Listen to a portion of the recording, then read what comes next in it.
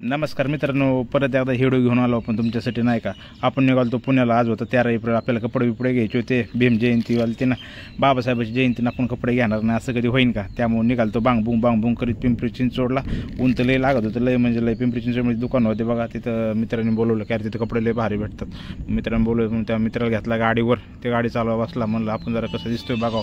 बघितलं कसं दिसलं, लय भारी दिसत होतं बरं का। चला निघालो ढाकाकडे करीत। पुढं काय, अरे बापरे, पण नुसते बाबासाहेबांच्या जयंतीचे बॅनर बिनर लागलेले इकडे तिकडे, लय भारी बॅनर लागलेले बघा।